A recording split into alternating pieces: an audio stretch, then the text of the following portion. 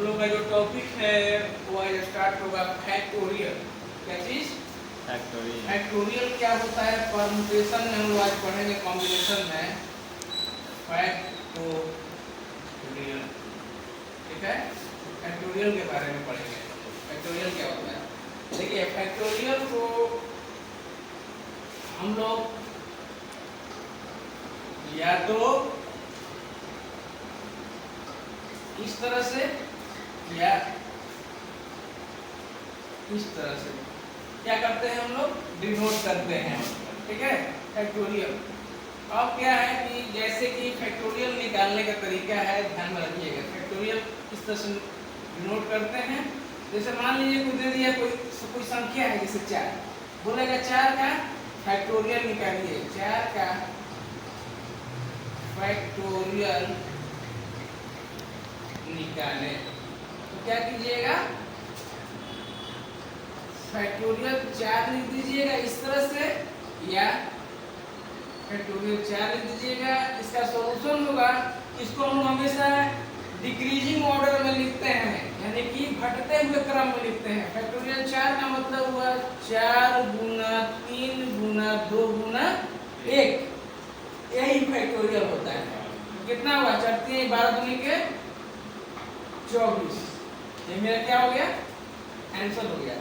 कोई बोल दे फैक्टोरियल 6, तो फैक्टोरियल 6 का मतलब 6 गुना 5 गुना 4 गुना 3 गुना 2 गुना 1। ठीक है, 6 5 30, 120, 360 है, 360 गुना 2 0, 2 6 12 720। ये मेरा क्या हो गया? आंसर हो गया। अब इसमें इंपॉर्टेंट चीज नोट करने का चीज है कि जो फैक्टोरियल है वो डिफाइंड कहाँ कहाँ नहीं होता है। फैक्टोरियल में कोई संख्या दिया हुआ है -6, माइनस में दिया है, यहाँ पे फैक्टोरियल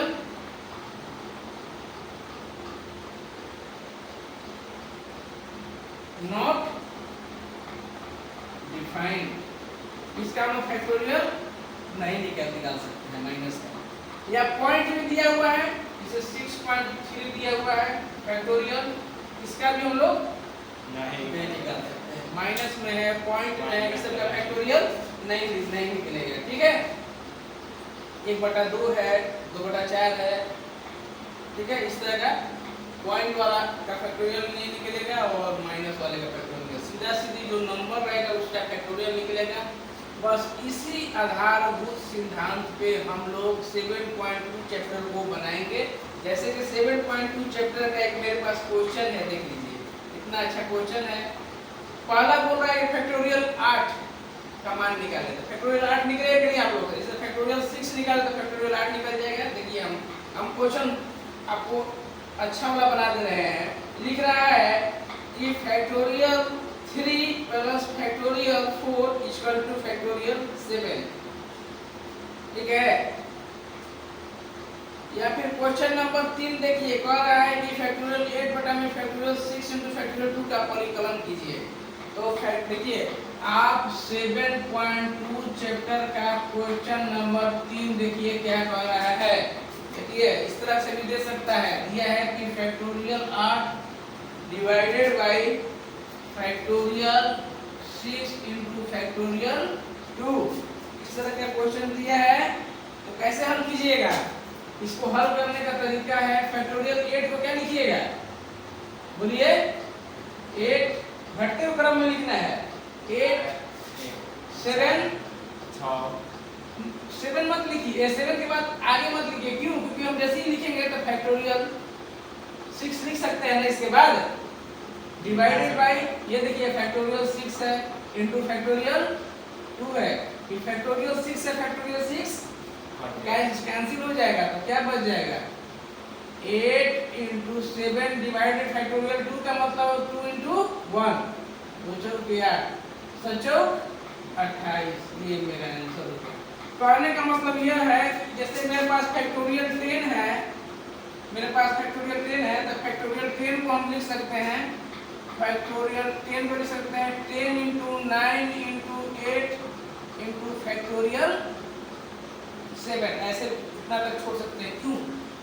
क्योंकि हम यदि इसके बाद कोई वर्ड हो नीचे में सपोज दैट यहाँ फैक्टोरियल 6 दे दे बोलते निकालने के लिए, हम फैक्टोरियल 6 को क्या करेंगे, फैक्टोरियल 6 डिवाइडेड बाय फैक्टोरियल 6 काट देंगे, आसान होगा निकालने में।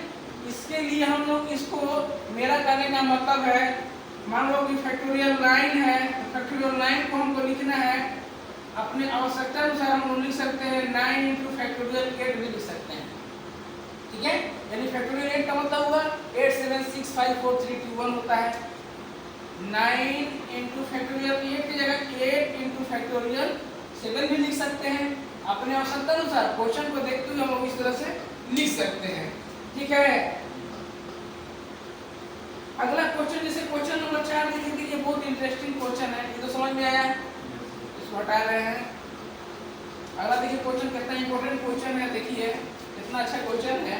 क्वेश्चन नंबर 4 है, कह रहा है कि 1 divided by factorial 6 plus 1 divided by factorial 7 बराबर x divided by factorial 8। x का मान होगा निकालने के लिए, देखिए कितना आसान है। इसको हम क्या लिख सकते हैं, इसको हम लिख सकते हैं, इसका एलसीएम निकालेंगे। 1 डिवाइडेड बाई क्या लिखेंगे, फैक्टोरियल 6 प्लस 1 डिवाइडेड बाई, इसको क्या लिख सकते हैं, 7 into factorial 6 equal to x divided by factorial 8, ठीक है।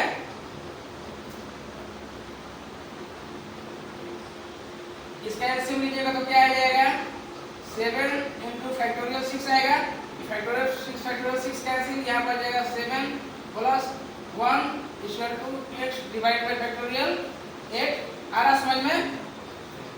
तीसरा तीसरे गुना कर दीजिए, ये 8 हो गया, 7 प्लस 8 7 प्लस 1 8 आई इंटू तीसरा तीसरे गुना कर रहे हैं into factorial 8 equal to x into 7 into factorial 6।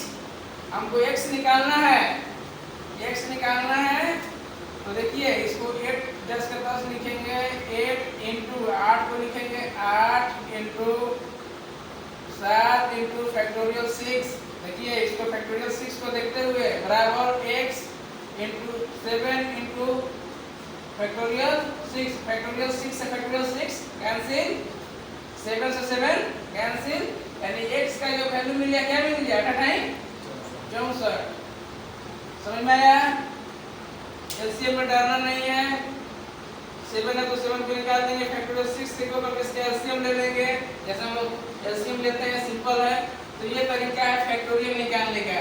कुछ है नीचे में लास्ट क्वेश्चन दिया हुआ है, factorial n divided by factorial n minus r। कितना आसान है निकालना, इसमें n का वैल्यू दिया है और r का वैल्यू दिया है, तब निकाल लीजिएगा।